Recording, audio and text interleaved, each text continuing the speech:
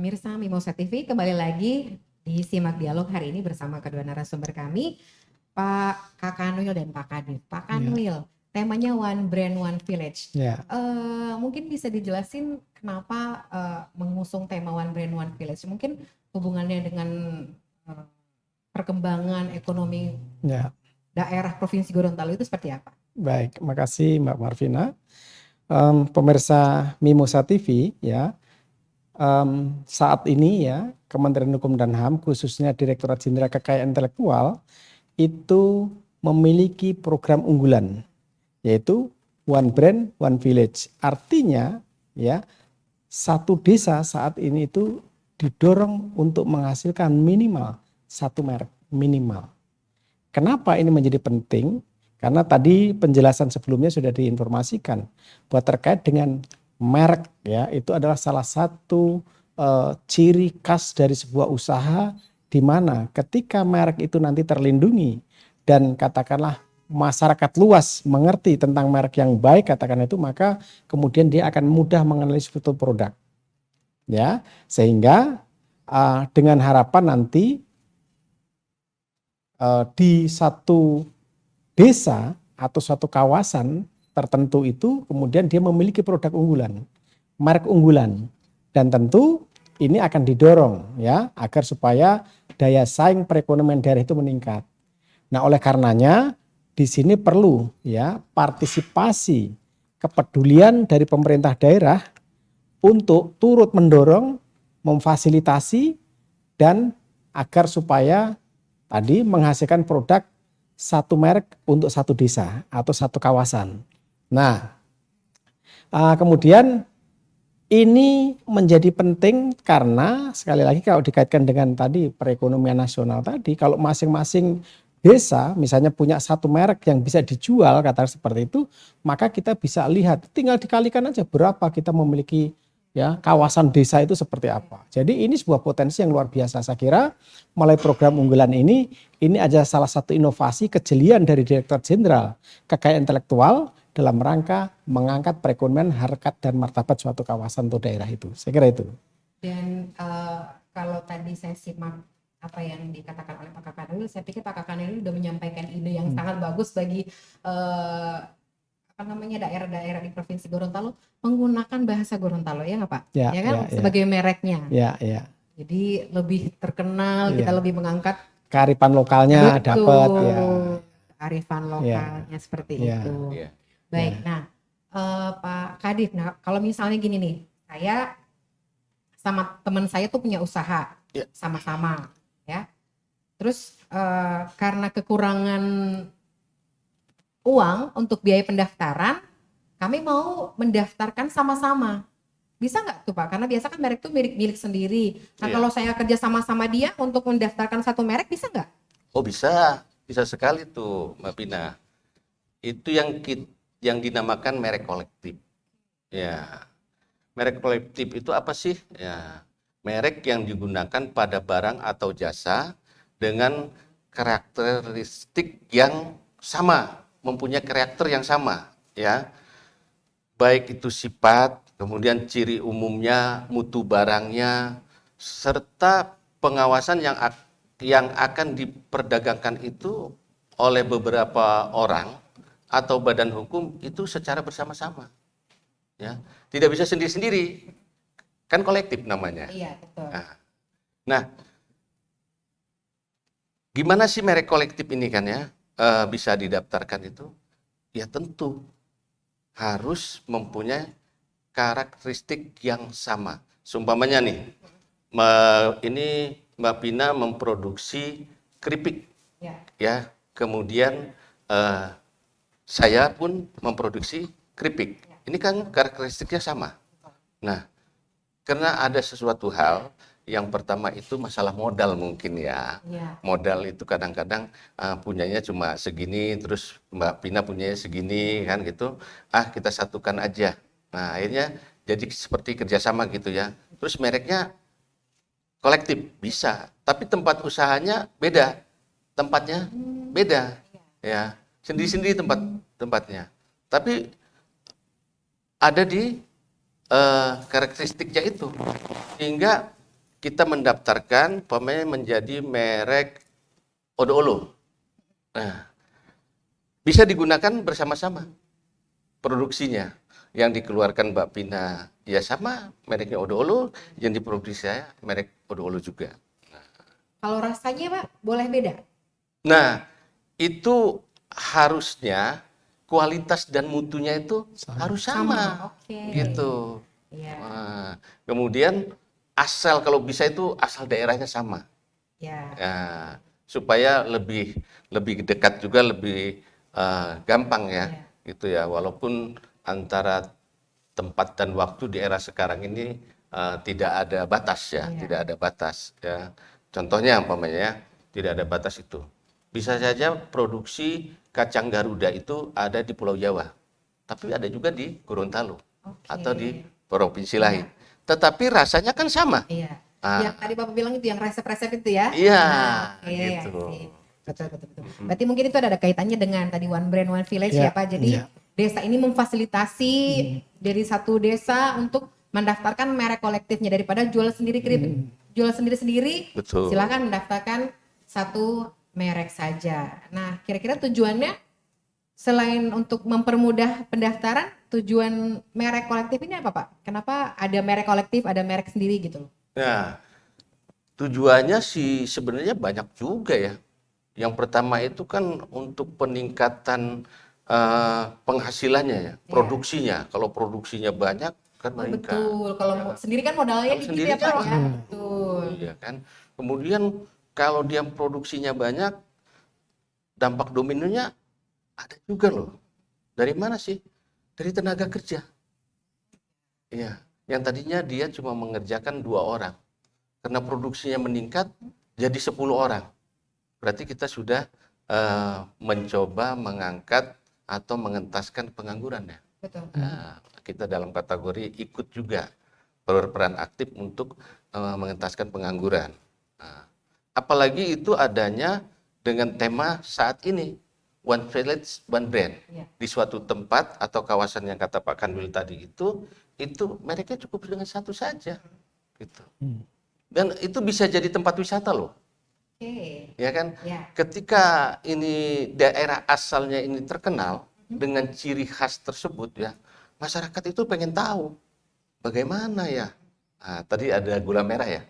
Gula apa tuh? Gula merah Atinggola. Yang kemarin ikut pameran di CCC di Jakarta ya, di Jakarta itu. Dari Garut kan itu? Dari Garut. Nah, ketika para pengunjung itu melihat di pameran itu, asalnya dari mana sih? Dari Garut. Dari Garut itu pasti ada tempat desanya. Nah, oh desanya di sini gitu kan. Bagaimana sih memproduksinya? Kan di pameran itu diperlihatkan, dipertontonkan. Kemudian mekanismenya seperti apa? Dari mulai dia awal ngambil dari pohon kelapa mungkin ya, kemudian diproses. Nah, pemrosesannya kemudian menjadilah gula itu, dan ada hal-hal yang berbeda pasti. Nah, yang lain pengen ke tempat itu, pengen belajar. Kalau itu tempatnya rumahan ya, kemudian dikumpulkan jadi satu, rumahan-rumahan ini mempunyai ciri khas apa. Jadi kampung wisata juga. Sampai ke situ ya Pak ya. Sebenarnya untuk gitu, pengembangan perekonomian ya. Perekonomian daerah. Nah, ada contoh kasus Pak di Gorontalo tuh ada yang jualan di bentor gula merah Atinggola. Padahal gula merah bukan produksi Atinggola. Nah, itu mungkin salah satu jadi hal penting pendaftaran untuk perlindungan Atinggolanya, karena kan orang jadi rasanya jadi lain Pak kalau bukan Atinggola, karena kalau Atinggola ini memang betul-betul rasanya tuh enak ya. Jadi pentingnya untuk didaftar ya Pak ya untuk perlindungannya. Nah, berapa biaya pendaftarannya Pak? Nah, kira-kira ini biar pemirsa Mimosa TV, sahabat pengayoman yang lagi nonton tahu berapa biaya yang harus kita keluarin untuk mengurus merek kolektif ini. Waduh, ini sebenarnya kalau merek kolektif ini, izin Pak. Ya, silakan. Oh iya Bapak nggak apa-apa ya. Ini kadang-kadang terpancing ini sama. Ya. Sebenarnya pendaftaran merek ini sangat murah ya. Ya. Rp500.000. 500.000. Ya, dan itu memang berlaku untuk 10 tahun. Ya, 10 tahun. Nah, tetapi bagaimana sih cara mendaftarkannya gitu kan? Mendaftarkannya juga sebenarnya mudah, secara online. Bisa juga dari sendiri-sendiri yang mendaftarkan itu, bisa juga melalui kantor wilayah. Ya. Di kantor wilayah itu kita punya tim. Tim ini akan mendampingi sampai didaftarkan, ya, sampai ada pembukti pendaftarannya. Dan jangan khawatir masyarakat Gorontalo, terutama UKM ya, kita tidak memungut bayaran, kita ikhlas. Tidak ada pungli di kantor wilayah hukum dan HAM, ya, tidak ada pungli-pungli. Dan 500.000 ini untuk siapa? Untuk negara, pendapatan negara, bukan pajak. Yang menyetor siapa? Langsung aja yang pendaftar. Kita bantu. Kalau harus ke bank repot banget ya. Nah, sekarang kan kita pakai M-Banking saja. Kalau nggak punya pakai M-Banking, kita bantu. Ada tim kita pakai M-Bankingnya, didaftarkan. Tapi yang mendaftar tetap bayar dong sama yang itu, jangan sampai. Dan tadi ditambahkan, Pak. Jadi yang 500.000 itu diperuntukkan oleh usaha mikro, kecil dan menengah. Oke. Betul. Nanti kalau untuk umum ya, untuk pelaku usaha umum itu besarannya 1.800.000. Nah, kalau dilihat dari sisi besaran ya, besarannya itu ada perbedaan. Nah, di sini kalau kita lihat besarannya biaya untuk pendaftaran merek itu, maka ini memenuhi asas keadilan. Ya kan? Iya, 3 kali lipat. Namanya juga usaha mikro, kecil dan menengah. Kalau misalkan ini biayanya akan ditinggikan, ya tentu itu nanti bisa kontraproduktif dalam rangka untuk mendorong perekonomian mereka, untuk membangkitkan mereka supaya menjadi nantinya akan menjadi usaha yang besar gitu ya, umum tadi. Nah, tapi kalau dari sisi produksinya sudah baik ya, terus income-nya kemudian juga keuntungannya sudah baik, dia akan meningkatkan, maka nanti besarannya sekitar 1.800.000 rupiah. Nah, bagaimana istilahnya untuk biar misalnya gini loh Pak, saya tuh umum misalnya, saya datang Pak, saya pelaku UMKM. Nah, bagaimana cara membuktikan ini saya pelaku UMKM supaya saya dapat 500.000 loh, tidak membayar 1.800.000. Iya, betul. Ya kan? Bagaimana caranya saya membuktikan bahwa saya tuh UMKM? Iya. Mohon izin Pak Kanwil. Oke, ya. Silakan. Sebenarnya pembuktiannya kan sangat-sangat simpel sih. Ya, kalau kita sudah merupakan teman-teman itu anggota UMKM, ya pastinya untuk mendapatkan rekomendasi. Ya, rekomendasi dari Dinas Perindustrian Perdagangan, ada juga di kabupaten lain itu Dinas pariwisata yang berkaitan dengan UKM. Ada juga yang ini ya, koperasi ya. Kemudian ada lagi BI. BI itu ternyata punya binaan UKM. Dia bisa minta rekomendasi.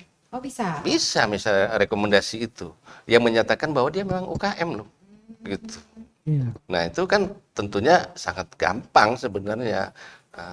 Yang kata Pak Kanwil tadi, selisihnya jauh loh, 1.800.000 dengan 500.000. Ya, dengan demikian maka itu tidak serta-merta orang langsung datang mendaftar mengaku saya ini mikro kecil loh, kan gitu ya, tidak begitu. Oleh karenanya di sini menyertakan katakanlah persyaratan-persyaratan yang diterbitkan oleh kementerian lembaga yang terkait tadi, misalnya koperasi ada, ya, ekonomi kreatif, Kementerian Pariwisata, Ekonomi Kreatif dan seterusnya. Jadi sehingga Kementerian Hukum dan HAM tidak lagi gamang, tidak lagi bertanya-tanya, apakah benar Anda UMKM misalnya begitu, nggak seperti itu.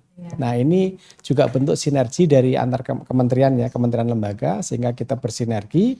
Nah, Ini akan memudahkan sehingga tidak ada lagi perdebatan, tidak akan lagi adanya kesulitan hambatan dalam rangka untuk menentukan apakah betul ini UMKM atau tidak.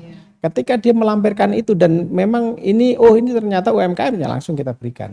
Saya kira itu. Yang penting Terima kasih. ada surat rekomendasi karena kan kadang-kadang kan orang pengen murah, udah saya UMKM padahal tidak, istilahnya bukan tidak layak ya, udah nggak boleh lagi dikatakan UMKM dari segi modalnya, dari segi omsetnya udah bukan UMKM lagi. Nah, 500.000 berarti kalau 10 orang masing-masing cuma 50.000 ya Pak kumpulnya kan kalau untuk merek kolektif ya kan Pak? Jadi memang sangat-sangat memudahkan untuk pelaku UMKM. Nah, untuk pemirsa Mimosa TV yang mungkin punya teman-teman rekan-rekan yang berproduksi yang sama daripada berantem-berantem. Nah, ini juga pertanyaan nih Pak. Iya. Kalau yang namanya pasangan suami istri aja ya, kadang-kadang kalau buka usaha bersama mikir tuh, wah kalau pisah gimana gono gininya. Bagaimana dengan orang yang mau usaha bersama? Ya, kan khawatir kalau ada berantem pasti aduh gimana usahanya. Nanti ya jawabannya setelah break yang satu ini.